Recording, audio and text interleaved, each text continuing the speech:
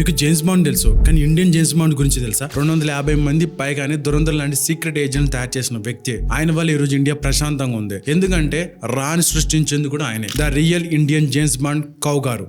I am James Bond, the Indian real James Bond. 1962లో చైనాతో యుద్ధం, 1965లో పాకిస్తాన్తో యుద్ధం. ఈ రెండు యుద్ధాల తర్వాత ఇండియాకి ఎక్స్టర్నల్ ఇంటెలిజెన్సీ ఏజెంట్స్ కావాల్సి వచ్చింది. అప్పుడు దాకా మనకి ఐబీ మాత్రమే ఉండేది, అంటే ఇంటెలిజెన్సీ బ్యూరో. కానీ దాని తర్వాత ఇందిరాగాంధీ గారు ఒక డిసిషన్ తీసుకున్నారు. దాని బాధ్యతల్ని రామేశ్వరనాథ్ కౌ గారికి ఇచ్చారు. ఫౌండేషన్ వేసింది అయితే ఇందిరాగాంధీ గారే, కానీ దాన్ని డిజైన్ చేసింది మాత్రం ఆర్ఎన్ కౌ గారు. దురంధర్ లాంటి 250 మంది ఏజెంట్లు తయారు చేసి వాళ్ళు ఎలా పనిచేయాలని చెప్పి ఒక బ్లూ ప్రింట్ తయారు చేసి దానికోసం రీసెర్చ్ అండ్ ఎనాలిసిస్ వింగ్ ని స్థాపించారు, అంటే రా. ఆయన టీం ప్రపంచం ఏమని పిలుస్తుందో తెలుసా? కౌబాయ్స్. ఆయన అప్పట్లో ఆయన వేసుకున్న సూట్ చూస్తే మీకు ఖచ్చితంగా జేమ్స్ బాండ్ గుర్తొస్తారు.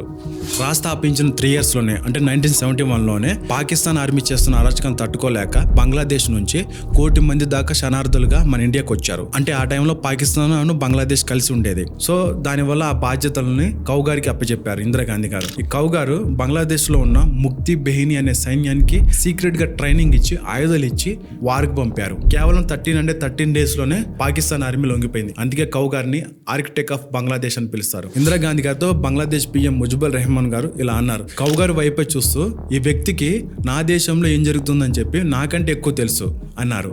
అంటే ఎంత స్ట్రాంగ్ నెట్వర్క్ ని బిల్డ్ చేస్తారో ఒకసారి అర్థం చేసుకోండి. కౌ గారు సీక్రెట్ గా ముజిబుర్ రెహమాన్ కలిసి మీ మీద ఆర్మీ కుట్ర చేస్తుంది, మీరు జాగ్రత్తగా ఉండని చెప్పారు. అది చెప్పిన కొన్ని వారాల్లోనే ముజిబుర్ రెహమాన్ ఫ్యామిలీతో సహా లేపేశారు. ఆయన చెప్పింది విని ఉంటే బతికేవారేమో. కౌ గారు యుద్ధం జరగకుండా చైనాను దాటుకొని ఒక చుక్క నెత్తురు కూడా చిందించకుండా సిక్కిం ని ఇండియాలో కలిపారు. అంత గ్రేట్ ఆయన. దేశానికి ఎంత సేవ చేసినా కూడా రాజకీయాలు మాత్రం ఆయన ఇబ్బంది పెట్టాయి. ఇందిరాగాంధీ ఓడిపోయిన తర్వాత జనతా పార్టీ ఆయన మీద ఎలిగేషన్ చేసింది. అది ఆయన తట్టుకోలేక రాజీనామా చేశారు. తర్వాత ఆయన తప్పేం లేదని చెప్పి ఇన్వెస్టిగేషన్ లో తెలిసింది, కానీ ఆలోపే ఆయన బయటికి వెళ్ళిపోయారు. తర్వాత చాలా ప్రైవేట్ లైఫ్ ని గడిపారు. ఇంటర్వ్యూలు ఇవ్వడం కానీ మీడియాతో మాట్లాడటం కానీ ఇలాంటివి ఏమీ చేయలేదు. రా స్థాపించిన వ్యక్తి గురించి ఈ రోజు గూగుల్ చేసినా మీకు ఏం దొరకదు. ఆయనతో పనిచేసిన సగం మంది ఆఫీసర్లకి ఆయన ఎలా ఉంటారో కూడా తెలియదు. రీసెంట్ గా సినిమా తీద్దాం అనుకున్నారు, కానీ రాజకీయాల ప్రెజర్ వల్ల ఆపేశారు. కౌ గారు చెప్పే మాట ఏమిటంటే సలహాలు ఇవ్వకండి, మీరే ఒక ఎగ్జాంపుల్ అవ్వండి. దేశాన్ని దోచుకునే రాజకీయ నాయకులకి భక్తులయ్యి అంధభక్తులు అయ్యే బదులు ఇలాంటి దేశాలను కాపాడిన వ్యక్తులకి అభిమానులు అవ్వండి. రా ఉన్నంత వరకు, దేశం ఉన్నంత వరకు ఆయన బతికే ఉంటారు. కాబట్టి